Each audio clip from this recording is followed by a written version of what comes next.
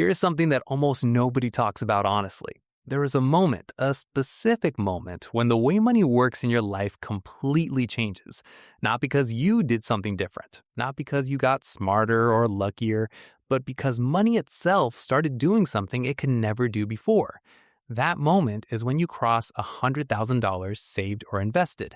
$100,000. And if you have not crossed it yet, what I'm about to explain to you is going to feel like someone finally turned the lights on in a room you have been standing in the dark. If you already crossed it, you already know something feels different. You just might not have the words for why. Let's talk about it. When most people think about building wealth, they imagine a straight line. You earn money, you save money, you invest money. And slowly, that number climbs, dollar by dollar, month by month. That mental image is completely wrong. Wealth does not grow in a straight line. It grows like a curve. And the beginning of that curve is so flat, so painfully slow that most people give up before they ever see what happens next. Think about it this way. Imagine you invest and you're earning 7% a year, on average. In your first year, if you have $10,000, that 7% gives you $700. That's less than $2 a day. It feels like nothing. It feels like a joke. And honestly, for a long time, it kind of is. But something is quietly building underneath the surface. Something that most people never get patient enough to see. Now let's say you have $100,000 in that same account. That same 7%, that's $7,000. Not $2 a day, nearly $20 a day. Just sitting there without you doing a single thing. And here's where it gets genuinely interesting. That $7,000 you earned this year gets added to your $100,000. Now you have $107,000. Next year, you're not earning 7% on $100,000 anymore. You're earning 7% on $107,000. The number that earns money is bigger, so the money it earns is bigger, and then that gets added. And then it earns money, and then that gets added. This is compounding, and the reason people talk about it so much is not because it sounds good in theory. It's because at $100,000, you finally start to feel it in real life. Before that point, compound interest is more of a concept. After that point, it becomes something you can actually see happening. There's actually a well-known idea that the first $100,000 is the hardest. Charlie Munger, one of the most respected investors in the world, said it very directly. He said the first $100,000 is a tough milestone to hit, and after that, you just let it compound.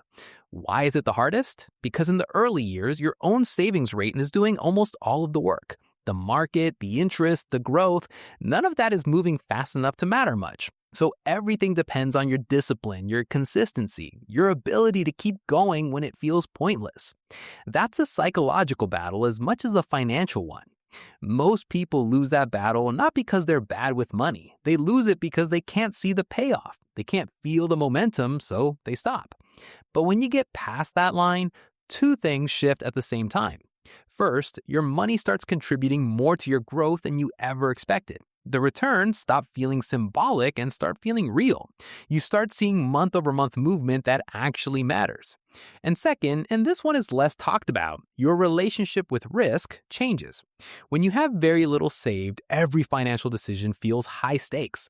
One bad month, one unexpected expense, one wrong move, and you're back to zero.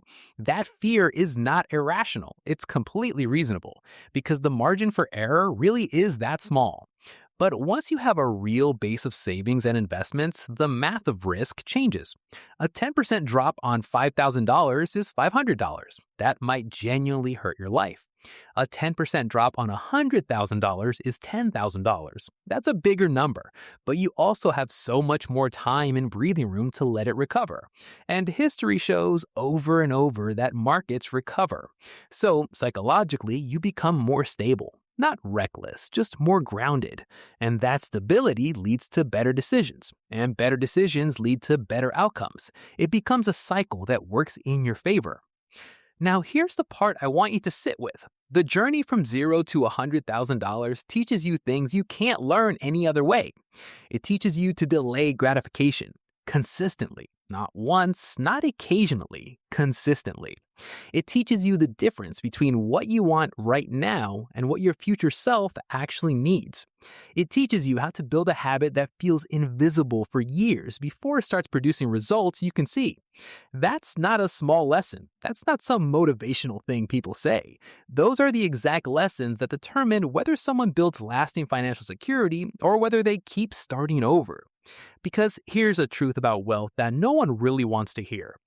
Getting to $100,000 is hard, but the habits you build doing it are the same habits that take you from 100,000 to 300,000 and from 300,000 to a million.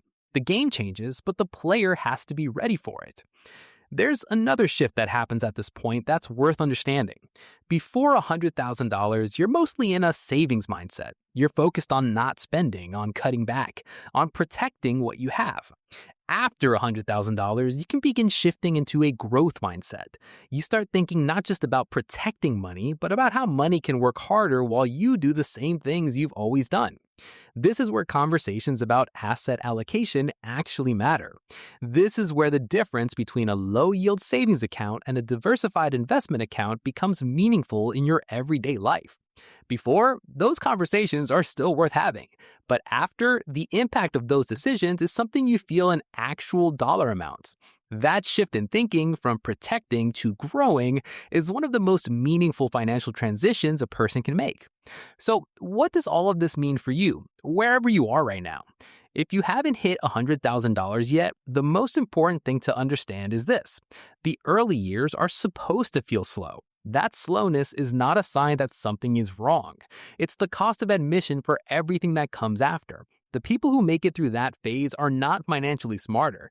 They just understood that the reward was on the other side of a long, quiet wait. If you're near that number or already past it, understand what you've actually built. You haven't just saved money. You've built momentum, real compounding mathematical momentum.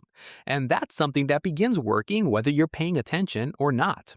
And if you want to keep building on this, I've got another video ready for you right now that I think you're really going to connect with. It goes deeper into the ideas we talked about today, and I think it'll genuinely change how you think about your next step. Go ahead and check it out.